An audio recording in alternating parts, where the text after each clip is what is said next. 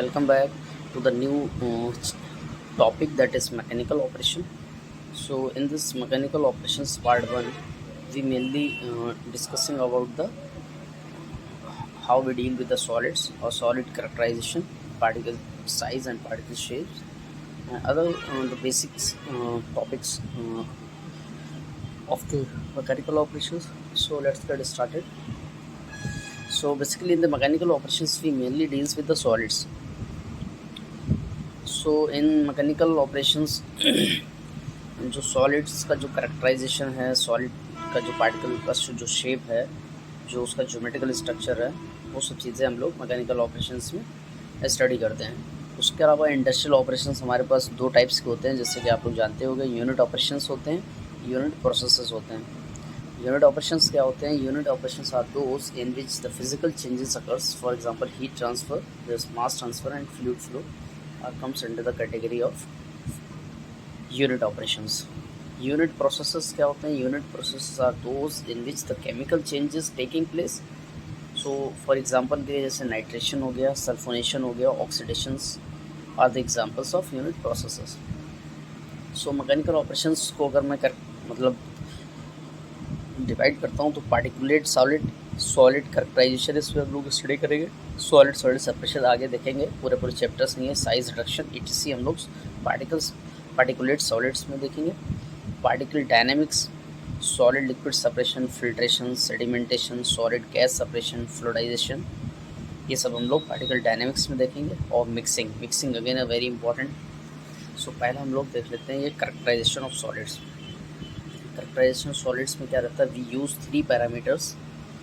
Characterisation मतलब क्या? Differentiate करना। We use 3 parameters: particle size, particle shape and physical property. तो पार्टिकल, अगर मैं शेप की बात करता हूँ सबसे पहले, तो पार्टिकल शेप्स का मतलब ये है कि पार्टिकल जो हमारा जो भी पार्टिकल है वो दिखता कैसे है, यानी हाउ द पार्टिकल लुक्स। और मैं अगर in terms of technical term में बात करता हूँ तो I can say geometrical structure of the particle. Based on geometrical structure there are 2 types of particle: regular particles, irregular particles. Regular particles में for example हो जाएंगे जैसे आपके स्फीयर हो गए। इर्रेगुलर पार्टिकल्स में कोनिकल, सिलिंड्रिकल, ये सब इर्रेगुलर पार्टिकल्स हो जाएंगे। So in order to define the irregularities of the particle, we use the term is called the sphericity. इसको phi से डिनोट करते हैं, ठीक है। तो पार्टिकल शेप क्या होता है? How the particle looks. और technically geometrical structure of the particles. 2 types के होते हैं, रेगुलर पार्टिकल, इर्रेगुलर पार्टिकल्स, ठीक है। आगे बढ़ते हैं, ठीक है। तो जैसा कि आप लोग देख सकते हैं, स्फेरिसिटी क्या होता है? Sphericity is equal to surface area upon volume, sphere having the same volume characteristic divided by again surface area upon volume किसका? जो पार्टिकल हमको गिवन होगा, जो इरेगुलर पार्टिकल गिवन होगा उसका। तो कैसे? तो basically phi is equal to surface area upon volume. तो सरफेस एरिया क्या हो जाएगा? पाई डी स्क्वायर, ठीक है। ये तो फिक्स्ड है, और क्योंकि मैंने स्फीयर को as a same volume characteristic ले रखा है तो स्फीयर का हो जाएगा π/6 dp क्यूब। तो ये ऊपर वाला तो चीज़ फिक्स रहेगी। नीचे क्या हो जाएगा? सरफेस एरिया को मैंने sp से डिनोट कर दिया, वॉल्यूम को मैंने bp से डिनोट कर दिया। ये पार्टिकल का है, जिस पार्टिकल का हमको निकालना है। तो बेसिकली फाई का जो फार्मूला बन जाएगा वो 6 bp अपॉन sp dp हो जाएगा। तो फिर dp is the equivalent spherical dia of a given particle. For irregular particle के लिए स्फेरिसिटी की जो वैल्यू होगी वो ऑलवेज लेस देन 1 होगी। और रेगुलर पार्टिकल्स के लिए of course equals to 1। Assume a hypothetical sphere whose volume is equals to क्या हो जाएगा? π/6 dp क्यूब होता है। भाई स्फीयर का वॉल्यूम क्या होता है? ओवर 3 पाई आर क्यूब होता है। तो एक टर्म्स ऑफ डी करोगे π/6 dp क्यूब हो जाएगा। तो यहाँ से इक्विवेलेंट डायमीटर की वैल्यू मैं निकालूंगा, यहाँ से इक्विवेलेंट डायमीटर की वैल्यू मैं निकालूंगा तो इस cube root of 6 bp upon pi नीचे आ जाएगा, ठीक है। तो let's take one example. Calculate the sphericity of cube having dimensions a cross a cross a, मतलब लेंथ, विड्थ और हाइट सब दे रखी a। तो हमको पता है स्फेरिसिटी की फॉर्मूला क्या होता है? 6 bp पर sp dp। तो इक्विवेलेंट डायमीटर मैंने यहाँ से निकाल ही सकता हूँ। तो cube root of 6 bp 6 V P upon pi था, तो वी पी वॉल्यूम क्या हो जाएगा, ए क्यूब हो जाएगा क्यूब का, पाई तो ऐसे ही रहा, क्यूब है, ए बाहर आ गया, ठीक है, हालांकि ए बाहर आ गया, लेकिन अभी वो हम लोग अभी इसको यहाँ पे सॉल्व करते हैं। लेकिन उससे पहले देखो सरफेस एरिया देख लूँगा। सरफेस एरिया क्या हो जाता है इसका, ये जो क्यूब होता है उसका सरफेस एरिया बेसिकली जो होता है वो 6a² हो जाएगा, ठीक है। Volume of particle A cube हो जाएगा, अगेन ए क्यूब था ही, तो वॉल्यूम की वैल्यू मैंने ए क्यूब यहाँ रख दी। अब तो देखो 5 बराबर क्या 6, तो यहाँ पर ही वॉल्यूम वी पी की वैल्यू क्या ए क्यूब हो गई, सरफेस एरिया क्या हो गया 6 V P upon S P होता है ना, एस पी वैल्यू 6a² हो गया, square root of D P की वैल्यू जो मैंने यहाँ रखी थी वो मैंने यहाँ रख दी।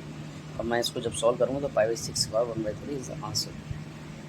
तो ऐसा कुछ मतलब टफ नहीं है, सिंपल सा है। देखो एक क्वेश्चन और है, determine the sphericity of cuboid having dimensions 2 × 3 × 4। Cuboid क्या होता है, क्यूब वाइड का जो वॉल्यूम होता है वो एल वी एच होता है, जो सरफेस एरिया होता है 2 times of L V plus V H plus H L, ठीक है। तो again 6 V P upon S P D T हम लोग लगाएंगे, उसके बाद हम लोग उसको सॉल्व कर लेंगे। कैसे, वॉल्यूम निकालेंगे, एल वी एच वॉल्यूम क्या हो जाएगा 2 × 3 × 4 कितना हो गया 24, surface area 2 times of L V V H निकालेंगे तो 52 हो जाएगा। इक्विवेलेंट डायमीटर हम लोग निकाल लेंगे cube root of 6 V P upon pi से, तो फिर solve you will get pi की वैल्यू 0.77, ठीक है। तो इतना कोई मतलब टफ नहीं है, लेकिन आप लोग सॉल्व कर सकते हो, ठीक है। एज यू कैन सी, चाहो तो आप यहाँ से नोट कर सकते हो, मैंने सॉल्व कर रखा है। अच्छा, इसमें एक और चीज़ आती है, सरफेस शेप फैक्टर। बेसिकली जो सरफेस शेप फैक्टर होता है वो इन्वर्सली प्रोपोर्शनल होता है किसके, स्फेरिसिटी के, यानी कि सरफेस शेप की भी वैल्यू फॉर इर्रेगुलर बॉडीज की क्या रहेगी, हमेशा मोर देन रहेगी। एक और टर्म आता है volume shape factor. Volume shape factor actual volume is directly proportional होता है इक्विवेलेंट डायमीटर की पावर -3 थ्योरेटिकल वॉल्यूम। सो यहाँ पर एक कांस्टेंट आ जाएगा ए, तो ए की वैल्यू मैं निकालूंगा तो बी पी डी इक्विवेलेंट का क्यूब हो जाएगी, ये हमारा जो है वॉल्यूम शेप फैक्टर हो जाएगा। So calculate the surface shape factor, volume shape factor having 3 centimetre length 1 centimetre dia. कोई बात नहीं, देखो वॉल्यूम ऑफ द सिलेंडर क्या होता है πr²h, π/4d²h। Surface area of the cylinder क्या हो जाएगा 2πr h + r, तो πd h/2 plus d/2 + h, ऐसे करके इन टर्म्स ऑफ टी में भी आप लिख सकते हो, तो इतना कोई वो नहीं है। तो स्पेरिसिटी आपने निकाल ली 5/6 वी/s/d, आपको गिवन हाइट, आपको गिवन वॉल्यूम आप निकाल ही लोगे, सरफेस एरिया भी आप निकाल लोगे, आप सीधे स्पेरिसिटी निकाल लो 0.778, आपको लेस देन तो बनी आएगी। Surface shape factor more than 1 होता है तो इन्वर्सली होगा, तो इन्वर्सली 1.2 हो जाएगा। वॉल्यूम शेप फैक्टर की वैल्यू निकालो 1.078 हो जाएगा। यहाँ तक क्लियर है, कोई डाउट नहीं स्पेरिसिटी में, ठीक है। तो पार्टिकल शेप की बात हो गई, तो पार्टिकल साइज़ की बात कर लेते हैं। पार्टिकल साइज़ में क्या रहता है कि पार्टिकल साइज़ का मतलब क्या है कि उसने कितना, मतलब पार्टिकल ने स्पेस घेर रखा है, तो space occupied by the particle, और आप कह सकते हो how big the particle is. तो बेसिकली स्पेस एक्यूपाइड, क्लियर आपको दिख रहा होगा मेरे ख्याल से, तो मैं थोड़ा सा ऐसे कर देता हूँ, ठीक है, ठीक है। Space occupied by the particle in 1 dimensional, जिसको हम लोग लेंथ बोलते हैं या डायमीटर बोलते हैं। Space occupied by the particle in 2 dimension, that is area. In 3 dimension, that is volume. So industry wise क्या रहता है, पार्टिकल्स हमारे कोर्स पार्टिकल्स होते हैं, फाइन पार्टिकल्स होते हैं, वेरी फाइन पार्टिकल्स होते हैं, अल्ट्रा फाइन पार्टिकल्स होते हैं। उनकी साइज़ रेंज अलग अलग दे रखी होती है। तो कोर्स साइज़ के जो पार्टिकल्स होते हैं उनको हम लोग इंचेस में और सेंटीमीटर्स में मतलब रिप्रेजेंट करते हैं, जैसे सैंड हो गई या रॉक्स हो गए। फाइन में क्या, फाइन को एमएम में करते हैं, जैसे टेलीकॉम पाउडर हो गया, आटा हो गया। वेरी फाइन में क्या है, जो वेरी फाइन होते हैं उनको हम माइक्रोमीटर में, जैसे स्नूकर पाउडर हो गया। अल्ट्रा फाइन होते हैं उनको एंगस्ट्रॉम या नैनोमीटर्स में, जैसे वायरस और बैक्टीरिया वगैरह हो गए, वो एंगस्ट्रॉम में या 10⁻10 या 12 होता है। नैनोमीटर 10⁻9 होता है, एंगस्ट्रॉम 10 होता है, आई थिंक देख लीजिएगा आप लोग। पार्टिकल साइज एनालिसिस, ठीक है। तो पार्टिकल साइज एनालिसिस में क्या रहता है, एवरेज साइज एनालिसिस और मिक्स साइज एनालिसिस। तो इसके बेस पे कुछ फार्मूलेज हैं, उसके बेस पे क्वेश्चंस आते हैं, तो वो मैंने डायरेक्टली लिख रखे हैं। तो जैसे एवरेज साइज एनालिसिस में इसको डिनोट करते हैं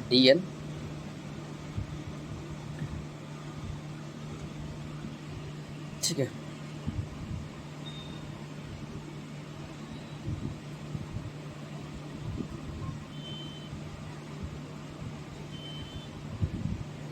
तो एवरेज साइज एनालिसिस में क्या हो गया, D N average summation of N I D P I upon summation of N I. तो एन आई मतलब क्या है, एन आई ये तो टोटली हो गया, summation of N I D P I that is equals to D N average, where D P I क्या है, average diameter of particle in the ith fraction, N I क्या है, number of particle in the ith fraction, X I क्या है, mass fraction of the particle in ith। तो basically mass mean diameter क्या होता है, डी एम बार से denote करते हैं summation of x I D P आई। इसी तरीके से वॉल्यूम मीन डायमीटर क्या होता है, डी वी बार से डिनोट करते हैं 1 divide by summation of x I D P आई का क्यूब पावर 1/3। इसलिए फॉर्मूलाज हैं, तो ये इसके बेस पर कुछ क्वेश्चंस आ जाते हैं, तो वो आपको थोड़ा पता होना चाहिए। शॉर्टर मीन डायमीटर या volume surface mean diameter 1 divide by summation of x I D P आई होता है, ठीक है। तो बेसिकली ये 4 फार्मूलेज हैं, ये आपको थोड़ा सा ध्यान रखने पड़ेंगे, प्रैक्टिस करेंगे ध्यान हो जाएंगे, ठीक है। इसके बेस पर कुछ क्वेश्चंस जो है आप लोग प्रैक्टिस करिएगा, ठीक है। और